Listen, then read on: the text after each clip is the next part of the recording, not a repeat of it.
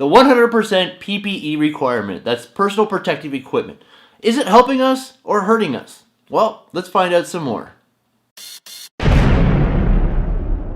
Hi, my name is Chris Conkle. Welcome to my channel. This channel is all about helping you master construction so you can be industry leaders.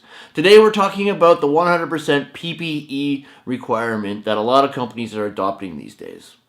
Now, I have more than 25 years of hands-on experience in commercial, industrial, and residential construction. Probably 85% of that is in commercial, 10% in industrial, and 5% residential. I'm a National Construction Safety Officer. That's an NCSO. I'm a project manager. So I've been around, I've worked for a lot of big companies, and I've worked for a lot of smaller companies. The bigger companies who are adopting the 100% PPE rule, I really no longer enjoy working for, so I really do not work for them. I tend to stick with the medium level companies where PPE is a requirement, of course, but you don't have to wear things like safety glasses all the time. The difference between the industrial sites where you have to wear PPE all the time and you have to do all this safety paperwork and all this stuff, it doesn't make it safer. It makes the project drawn out much longer than it needs to be. Now, my opinion on PPE is you should wear it as needed, okay? Now, I'm not talking about your hard hat and steel-toed boots, okay? Hard hat and steel-toed boots, when working on the site, should be worn at all times. Things like wearing long pants, shorts is not acceptable in any circumstances.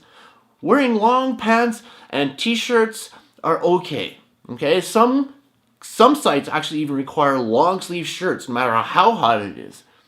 I think that's a little overboard, of course. Now what I'm trying to say here is it feels like these companies are passing the buck off to their workers, us, in order to save themselves money and future damages. Having to wear steel-toe boots and a hard hat all day is completely acceptable. You must have all of the PPE that you need on site with you at all times, meaning you should have safety glasses, gloves, hearing protection, high-vis vest with you at all times. So wear your safety glasses when working above your head or using things that create dust and sparks or chips or anything like that. Wearing ear protection when noise levels are above 35 decibels or something like that, or 60 decibels, I don't know, something like that. I'm not saying PPE isn't important, because it's very important. What I'm saying is it feels like we're being treated like children. Having to wear your PPE at all times. Things ridiculous like wearing your high-vis vest inside the construction project at all times when there's absolutely no equipment operating around you. In fact, wearing your high-vis vest is just another loose item, another item that can get snagged in something, which puts you in danger. Having to wear safety glasses all the time is absolutely ridiculous. You should know when to wear them and when not to, okay? Have them with you at all times, but having to wear safety glasses at all times is more dangerous. There is absolutely no safety glass that does not fog up. They advertise anti-fog spray, anti-fog wipes, anti-fog glasses, but none of it works. It's all 100% false advertising because safety glasses, all of them, fog up. These policies are not made to protect you. These policies are made to protect the companies that make the policy.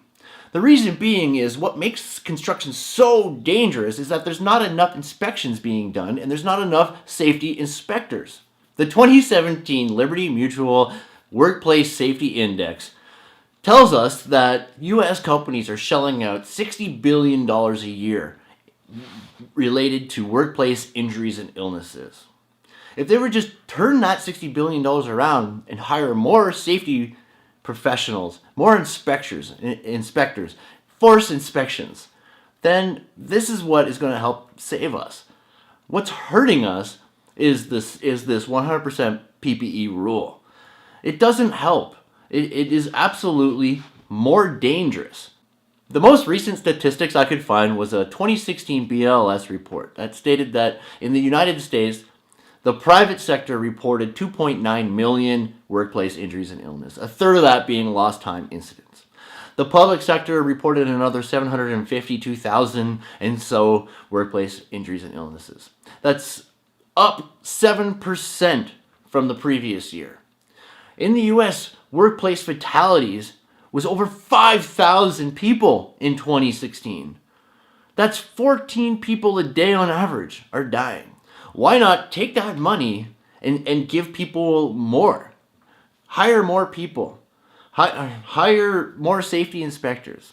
What's causing injuries? The number one cause of injury on site is overexertion or bodily reaction, which is strains and sprains and tears due to lifting and lowering things. We're so understaffed in construction. This is what makes it very dangerous. We're constantly forced to do things that we shouldn't be doing, lifting things and lowering things that we should not be doing.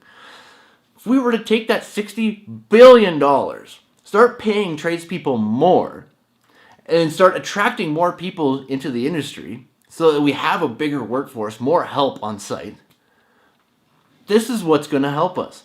Hire more safety officers so that more inspections can be made. That's what's going to save lives. Inspectors and inspections, not 100% PPE. 100% PPE is just a way for companies to pass the buck, their responsibility, to the worker. Don't get me wrong, I love safety, I love PPE, but there's a time and place for every policy. You can't just standardize it and make it 100% all the time. It doesn't work. It does not work.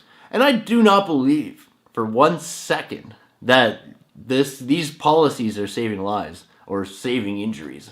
I could not find any statistics at all on the 100% PPE policies, if that's actually working or not. I could not find any statistics or any paperwork on it. This is kind of why I'm doing this video. I want to hear from you. I want to leave it with you. Do you think that the 100% PPE rule is a good thing or a bad thing? Do you have experience with it?